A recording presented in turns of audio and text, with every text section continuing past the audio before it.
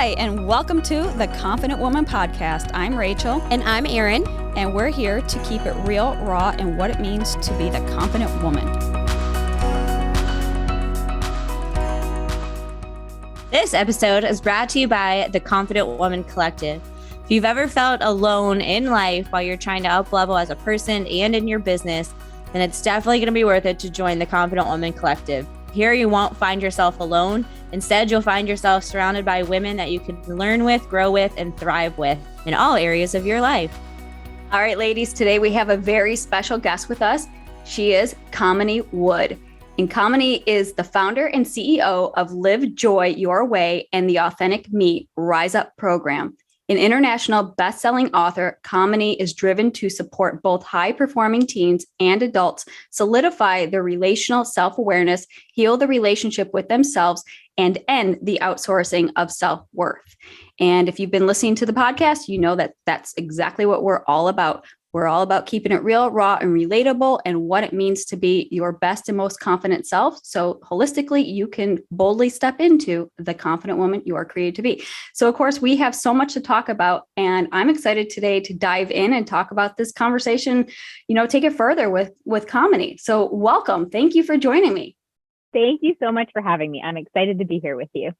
Yes. So tell me a little bit more how you got started in this line of work. And I see that as an international best-selling author to the programs and everything that you have created really is built and designed to empower women to, including teens too, to really just become more clear on who they are and knowing their self-worth and really that empowerment that comes from within. Is that correct?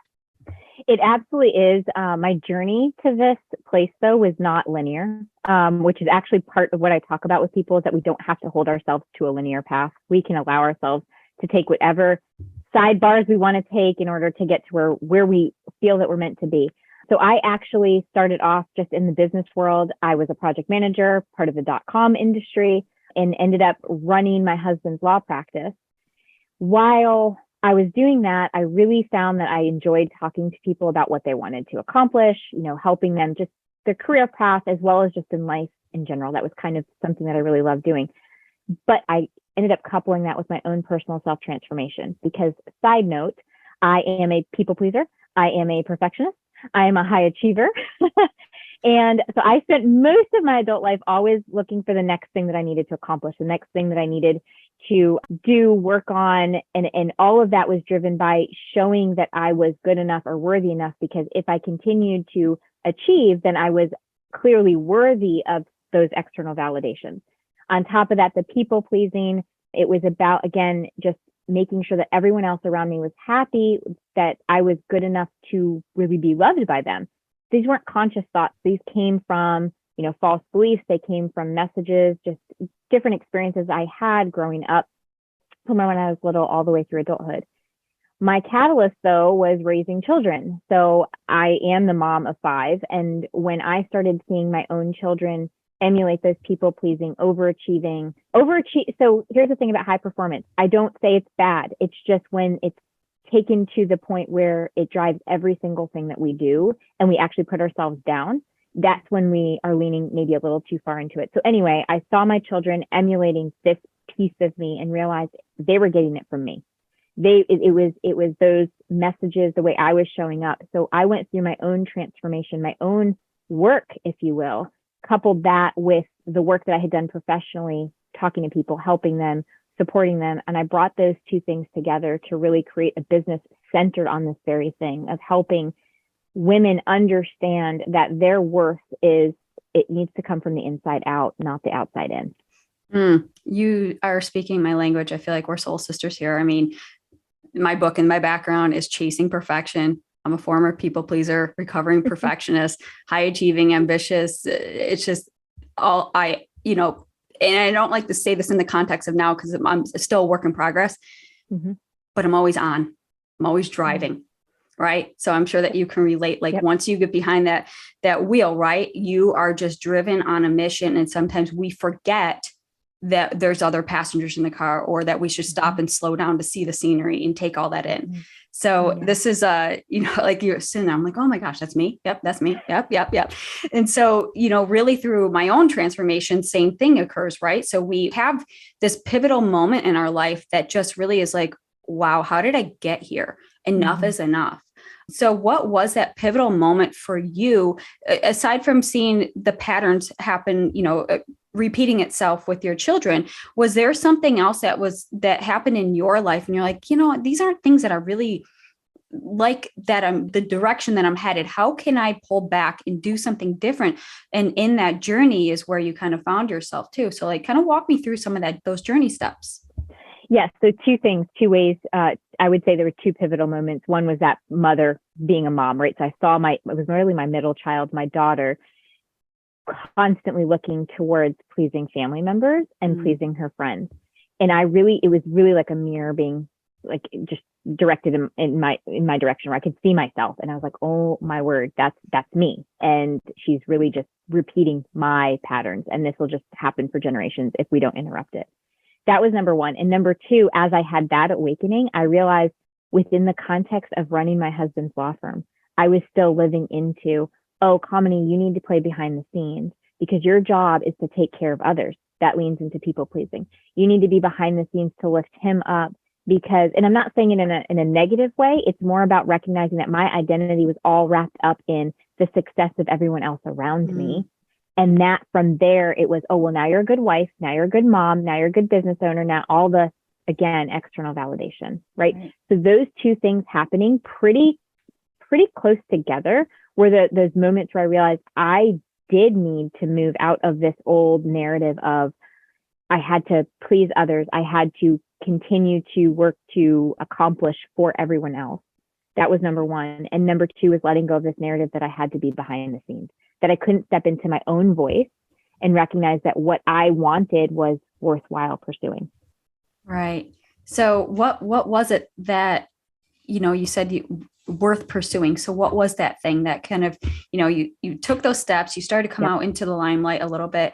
Obviously progress is very slow to begin with, because anyone who's kind of been behind the scenes, you're just kind of, sometimes you peek around the corner to see what's happening, right? So that might've been like the first step. And then all of a sudden, as you grow through this transformation journey, you're now front center of the stage. So kind of what was that feeling like? Some of those, the transformation, what did it feel like? Because I know that there's a lot of discomfort and some like pain points, and there's a healing aspect of it. For anyone listening, when we commit to personal transformation, just we want to caution that there will be some of those struggles, right? We call them the growing pains, but the pain of going through this transformation journey is worth it, because we already know the pain and struggle of staying the same, right? So we already know, like, this isn't where we want to be. It's holding us back. We're seeing our patterns, fall in place with our children, to holding us back from watching other people live out our dreams in our life. And we're just kind of playing small behind the scenes. So when we're aware of those things holding us back, the alternative is to stay there or move forward and start peeking your head around the corner. And that might just be the first step. So I'm curious to know, what were some of those steps? Like, what were some of the big things that just really you had to face and overcome? Because if anyone who's listening might be like, well, I don't even know what's on the other side of that curtain. First of all, oh my gosh, wholeheartedly agree with you. It's not easy. And I think a lot of people, and because this is what I do for a living, people will reach out and they want like the quick fix. It's like, oh, can't you just do this in 30 days or 60 days? No. And no, you've got to be in it to go through the breakdown to get to the breakthrough. Yes. And I'm very honest with people. And I say, like, there will be icky and there'll be days you're like, why the heck am I doing this? And it's because of what you actually just said. It's asking yourself that question. I know what this pain is like. So is it worth staying in that? Or what is it that I really want? And it goes back to I know people use the metaphor of the caterpillar all the time, but it's just true. You're a caterpillar to get to the butterfly. That whole chrysalis stage is icky and gooey and nasty, but you can't get to the butterfly stage unless you are willing to sit in that goo. For me, the hardest thing, and I still say we're a work in progress. We don't ever get there, but the hardest part was stating that I was going to step out and do, for instance, run a business on my own.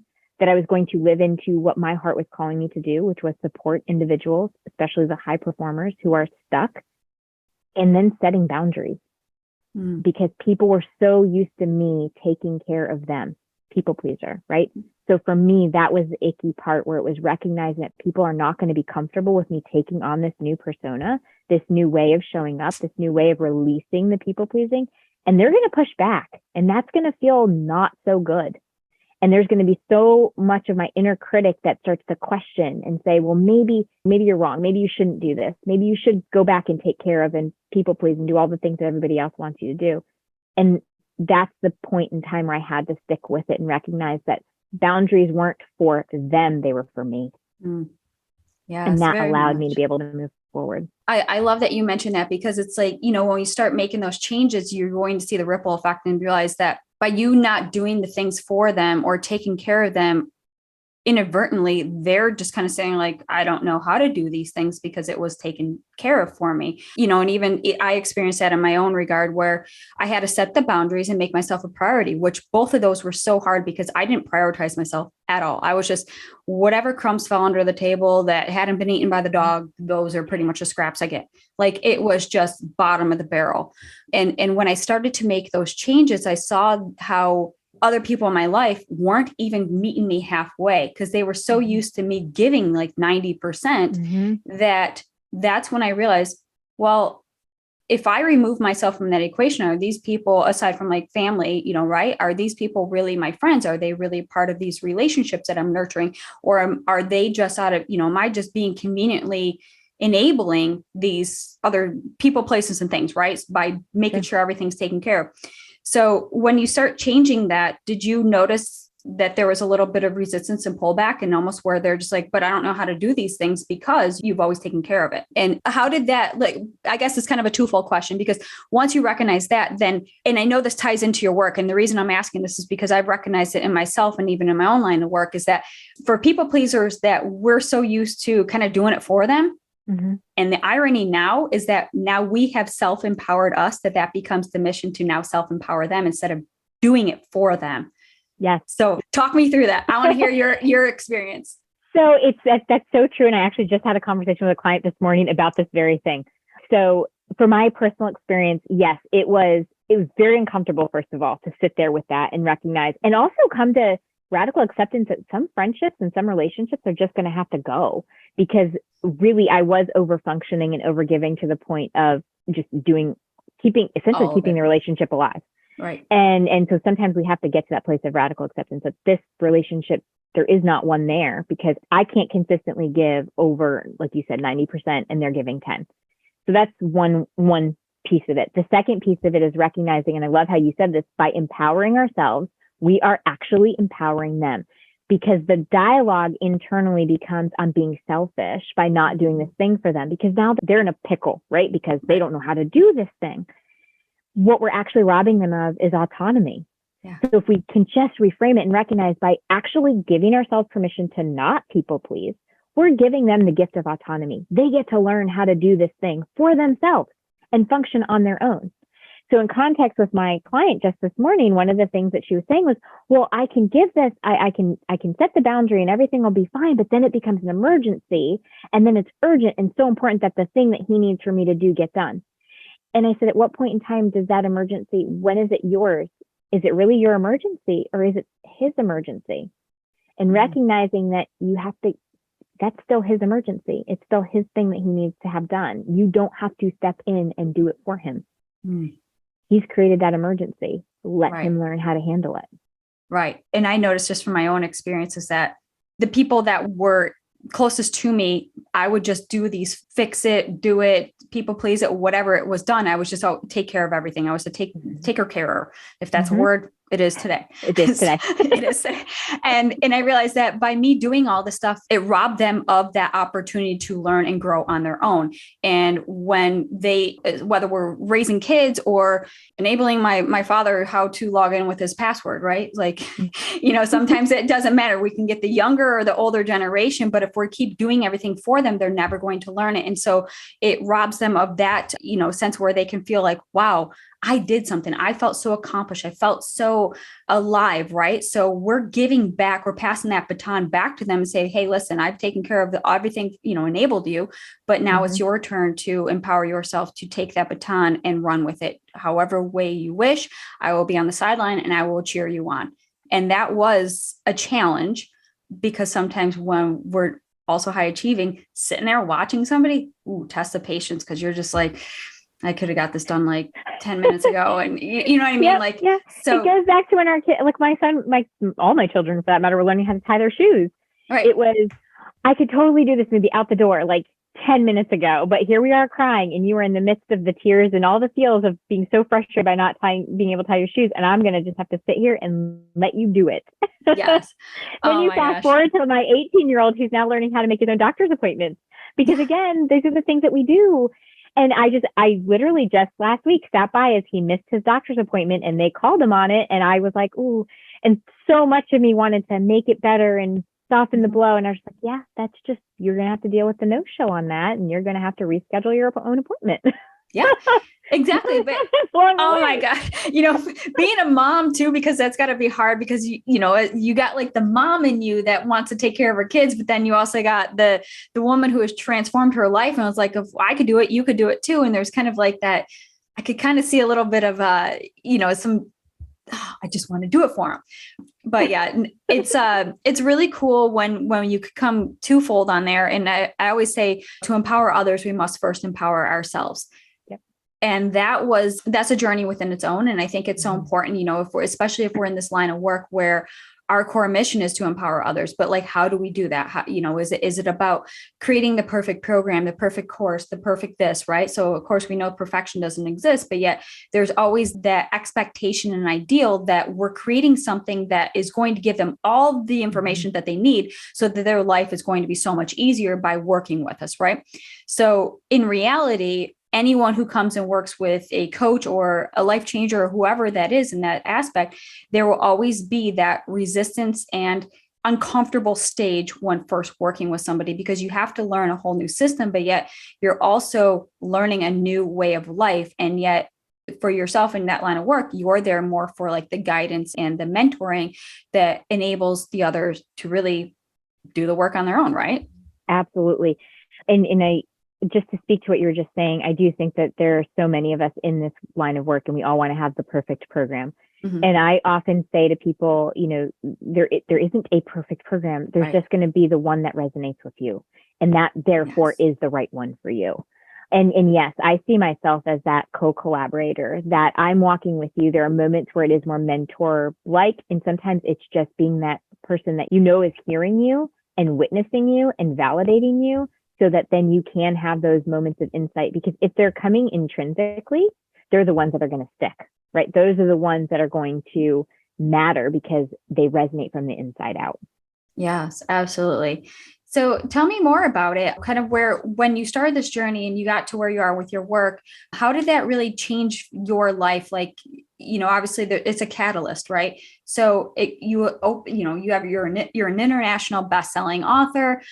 Tell us more about the book and just really the lines of work that you have done to really empower others to create that radical self-awareness, to healing themselves in their relationships, to really owning their self-worth. So anyone who's kind of listening, I was like, what, tell me more. Like, I don't understand. Maybe I'm on this edge of, I don't like where I'm at, but yet I don't know where I'm going, because that's an unknown. So anyone who's kind of listening, like maybe they're just on that sideline, like behind me sucks, forward sucks. I don't even know where to go. Left, right, up, down. I don't know. So how would you kind of empower somebody to take that first step and really, with your work through your book?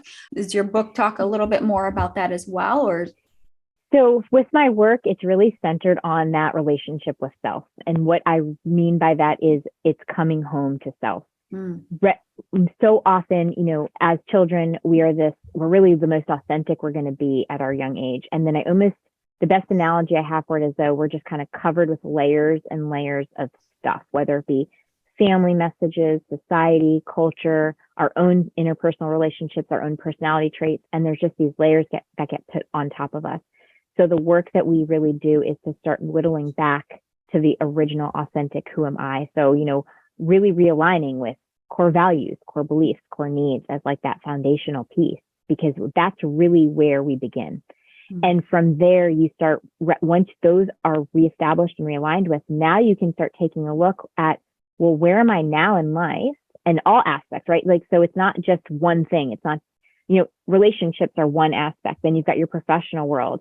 Maybe you've got health and wellness. You've got your financial world. They're all interrelated, but they all drive back to how you see yourself, how you talk to yourself. What are your values? What are your beliefs? What are your core needs? So when you really can get realigned with those items, then you start looking at the different life domains and you start figuring out, okay, so where am I now and where do I want to go? And what's keeping me? Like, what's keeping me from that place? What's in my way? Some of the times it really is just our thought processes. False beliefs are holding us back. The I'm not good enough belief is so strong in many of us. Or I'm not worthy, I don't deserve A, B, or C is just that limiting belief. But we can't do anything about it until we're aware that that's the thing that we're operating with. That's the operating system that we have. So once we're aware of it, we can take aligned action and we can make commitments to work through that. In terms of the book that I wrote, I actually didn't set out to write a book. What I was actually doing was taking everyday experiences that I was having, and I was recognizing, like, even within this moment, I could look at this slightly differently. And I just ended up compiling them up into a small little book so somebody could pick it up and read one at a time. It's not a front to back read. And really what it does is it helps us see that even in our everyday experiences, there are lessons to be had, or there are different ways to see it. So for instance, one of the stories that I talk about in the book is just sitting in traffic and being so frustrated with the construction that was happening. And as I sat there, I just stared off at these workers, men and women who were, drilling away at the ground. And I realized, oh my gosh, this is such an amazing metaphor for just self-work in general. A lot of times we just want to slap on an extra layer of pavement, which is what I would have loved for them to do so I could get on my merry way and not sit there for 45 minutes. But it wouldn't have done, the road itself they needed to take out that old layer before they could lay down a new layer. And that's really what we do with self-work. It's all about getting underneath, removing all of this stuff that no longer serves us before trying to put down a new layer in order for us to move forward. Oh my gosh, how much I'm resonating with every single thing that you're saying. And it's so true, right? Because the journey to self-discovery and personal development really starts with the foundation, getting crystal clear on who you are. And if you don't know who you are, that's where you begin.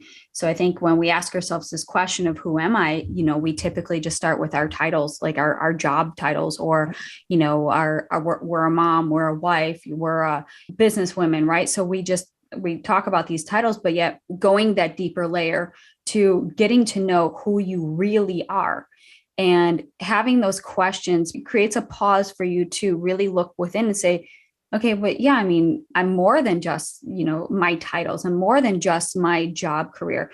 I'm fun, I'm outgoing, I'm energetic, I'm caring, I'm loving, I'm compassionate, all these things, right? So we somewhat dismiss those qualities and we overlook, and it becomes this competitive race as who can have the longer list of titles.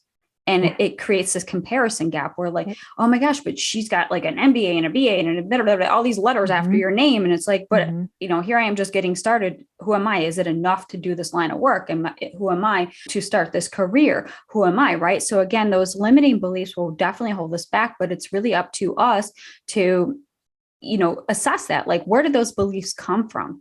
Were they passed on? As you said, did we learn it from our, family, our friends, our society, our culture, our schools, whatever that is, and start questioning. And I remember at the beginning of my personal growth journey was I questioned one thing, who am I? Right. And then, so when I got to that next layer, I was like, ooh, I don't know who I really am. And it made me pause because I was almost afraid to admit certain things about myself because it felt weird saying nice things about myself, like, oh, I'm loving. And I'm like, I don't know if I am, and so we counter that, we question ourselves. And so much of our self-worth comes from our own belief system, our lack of faith and confidence in ourselves. It's filled with self-doubt. We're overthinkers.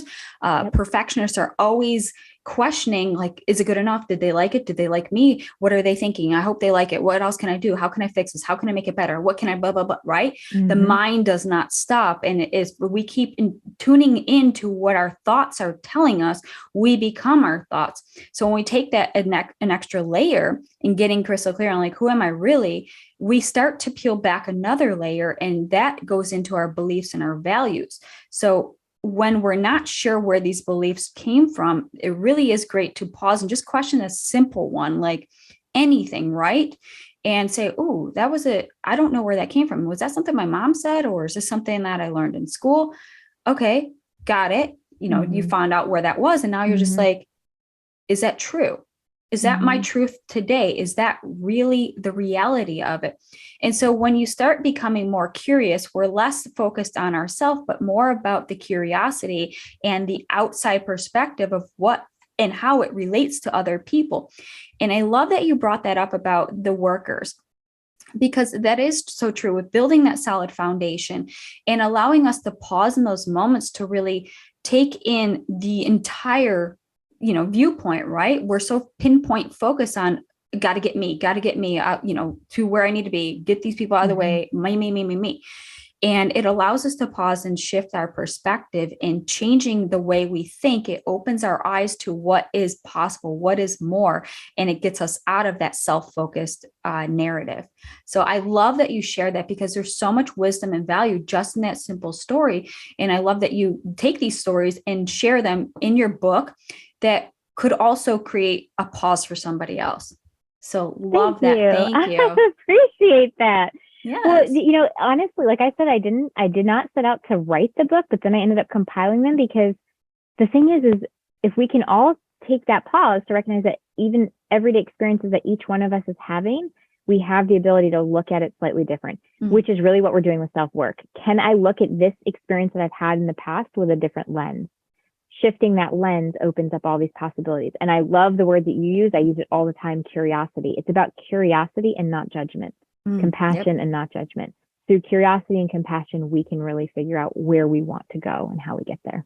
Oh, yeah. Yeah. Because if we give into that narrative, we know that she doesn't shut up, right? She is just nonstop telling you all the things. And right. And, when we look at our self-talk, our inner critic, really, there's two voices that speak to us. And it's the one that we feed, right? We're feeding that negative narrative. We will, engage with them. We will believe it. We will become it. And the next thing we know, we're everything we don't want to be, because we're not listening to the direction of what is really inside. And so sometimes when we find ourselves in that situation, creating that pause, again, pausing is so important for somebody, especially as a high achiever who is just, like I said, always go. We don't stop, right? We don't even slow down. But in that pause becomes the silent, like, quietness. And then you can hear this peep of a whisper. And that peep of the whisper is that your higher self, like your soul, your calling, right? It's your innate being that has been trying all these years to get, sound, heard. And we've been ignoring that one while we listen to the negative. And it's in that little whisper is the one that we should start paying attention to. And the more we tune in, because we've turned a deaf ear to it, is that the more we tune in, we start listening to what we, from a soul level, what we need, who we are, our values, our beliefs.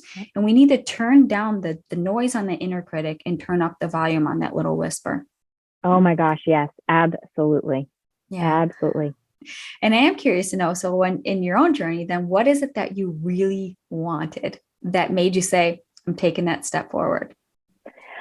Oh gosh, there were things, the surface level. I want to have freedom. I want to, and I say that they're surface level, I don't mean to kind of poo-poo them, but they were. Ultimately, what I really wanted was to be in alignment with myself. I mean, that's ultimately what it was. I have, since I was 7 years old, wanted to work with people. Of course, at that time, I was like, oh, I'm going to be a psychiatrist. But there was always this innate, talk about the inner voice. Yeah. As a 7-year-old, the most authentic we're going to get is when we're children. Yeah. I knew I wanted to help people and talk to them. And all of these, well, you should do this, you should do that. All of the levels that were, as I mentioned, like the layers were just piled on, and it became, oh, I'm going to go into the business world, of course, because that's what I should do. I've got this math brain, so therefore I should do project management because it's all management. Again, not that it was bad, because all of those experiences have served me, and they continue to serve me in my work today, because I feel like most of what I'm working with my clients on is helping them see the patterns. So it's all meant to be. By the same token, my innate being and what I truly wanted out of everything was just to be with people and to help them rise up, essentially. What I really wanted. I love that. And of course, being as a people pleaser and your former self, I always just say there's like that dichotomy, your former self and your current self. And as your former self, you realize that could not be possible with your thoughts and beliefs and your identity at that time. So in order for you to live out that dream of what you've always wanted to do, you had to make those changes and take that first step. And so that meant, peeling back that curtain and saying, listen, instead of me peeking out, I got to take that step forward. And it's scary, it's messy, it's ugly, and it takes a whole lot of courage, right? Because we have to put ourselves front center, where, we're just so used to hiding in, behind the curtain, turn the lights off and leave me alone kind of thing. But it's, when we're called for a higher purpose, we're also called to step out of our comfort zone and really embrace that with an open heart and an open mind. And it's going to take, some trial and errors. And once we find that path that really starts becoming the route that we want to travel, it becomes easier. And I heard you say one thing that really stood out when I asked you first, what was the one thing you really, really wanted? And you said freedom. And so many people don't recognize that that's really the goal of what they want, is they're free to be themselves. And some people don't even know who that is. So that freedom might sound scary, but yet when you have that innate calling and you tap into who you truly are, that freedom is just, wow, you're unleashed, right? Like there's just freedom to be authentic, the freedom to just be you, the freedom to do the things that light you up. And you start creating a life that just, like you said, aligns with what you want in life, with core values and beliefs. And then everything just seems almost magnetic, because you start walking this path and life is happening so much for you, instead of being behind that scenes and thinking that you just have to get all the crumbs and it's happening to you. And you just become kind of that victim of your own story and your own beliefs. It also, for me, is stepping into a version of love versus being driven by fear. 100%. Oh, I love that. And we know what's possible with love, right? How we care for ourselves, how we care for others, how we show up, our respect and love and honor, this life that we have, instead of just being so focused on what we don't have. And I presume gratitude has changed so much of your life as well. Oh my goodness. Right? Yes. It's so funny too, because I remember being like, kind of, again, sort of like, yeah, gratitude practice. Everybody talks about gratitude practice. And then I was like, fine, whatever, I'll do it. 100% shift. Yeah. Absolutely. Yeah. Like you said, it seems a little bit overplayed, especially in the personal development world. But until you try it on, you realize that that's exactly what you needed. Absolutely. Yeah. I am one I admit it wholeheartedly, that I was like, oh my gosh, everybody talks about this. I mean, I have my little spin on it for sure, but the way, I still talk, like my oldest daughter's professional ballerina, imposter syndrome, high achieving. She gets like that emotionality that she has to go through. And I absolutely remind her every single time that becomes a thing, is, when was the last time you were engaged in your gratitude practice? And every single time she shifts back into it. And that is a grounding zone. Yeah. If we can just, there's one thing to like just help yourself to just start with, it's gratitude. Right. And of course, that might be a little bit intimidating, or a little bit like, no, it's just like everyone else is doing it, so I don't want to do it. Right. But I remember when I started on my journey, somebody, suggested, have a gratitude journal. I was like, whatever, I'm grateful. Yay. Happy day. And it was like pulling teeth. I'll admit it was a challenge. And I remember and I still have my gratitude journal from way back when. And I look back at the very first entry, and it was like, name 3 things that you're grateful for today. And I remember writing down, I was sitting outside, and I remember writing my cat, the birds, because they were chirping, because I heard them. So it was like, it kind of forces you. And then on the third one, I said myself. And it was weird, because I wrote that down just to see what it felt like. I was almost like trying it on. And I was like, I don't know if I'm grateful for myself. Yeah. But it was a start, right? Because I wanted to see what it felt like to at least write it down and acknowledge it. And it felt so weird. But then, that's just your first step. You're going to suck at everyone's first time at something is a terrible something. It sucked, right? You're just like, yep. I mean, probably, yep, my cat and the bird singing and myself. Yep, close the book. We're done for the day. But it forces you again, and I'm probably going to say it over again in this interview, is that it's about pausing. Because when we pause, we take in the moment, and it's almost like we're chewing something, right? But yet we're enjoying the process of it. Like we're enjoying the taste of it. We're savoring the flavor and just digesting it. And when we digest it, we're like, okay, that wasn't so bad. It's tolerable.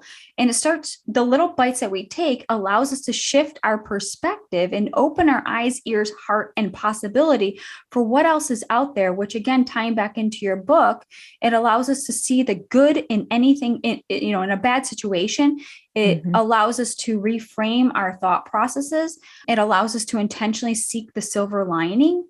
And so when something bad can happen, it now is like, oh, well, maybe there's something, it's happening for me.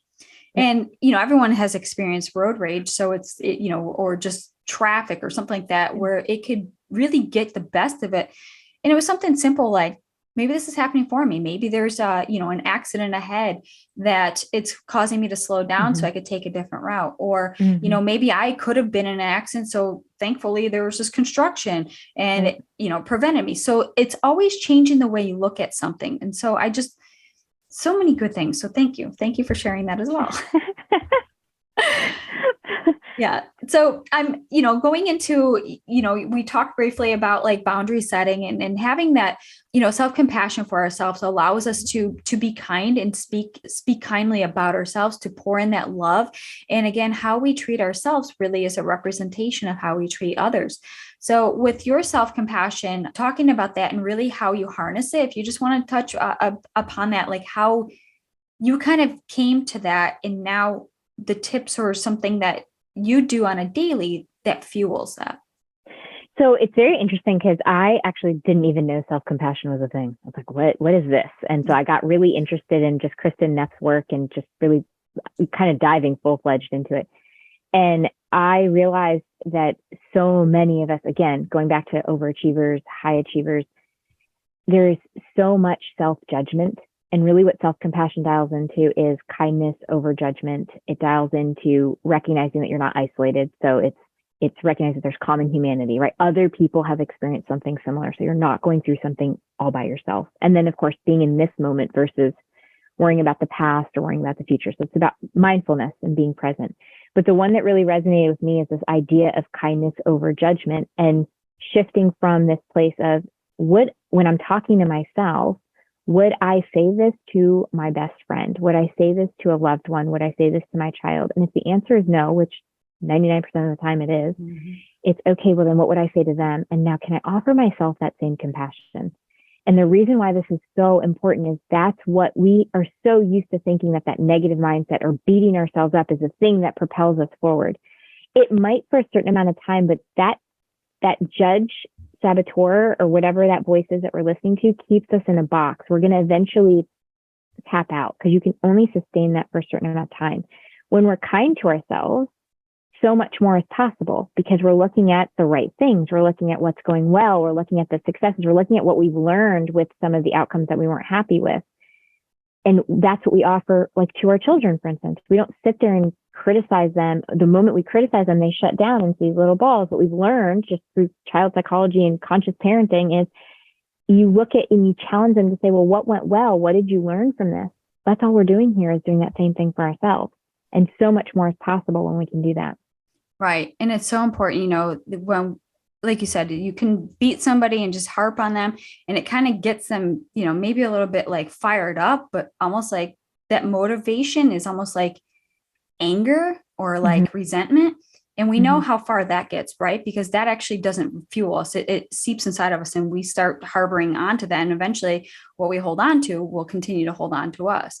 So when we think of it as part of the healing journey, is maybe that's how we were brought up. Maybe that's why we're so driven, right? Like it's been ingrained in us, but yet for us to kind of have a little bit of a give take as the, the drivers of our lives, we have to, again, give ourselves compassion. Like maybe it's not just about beating ourselves up, but it's about, hey, you know what? You did the best you can, and that's okay. Just let's call it a day.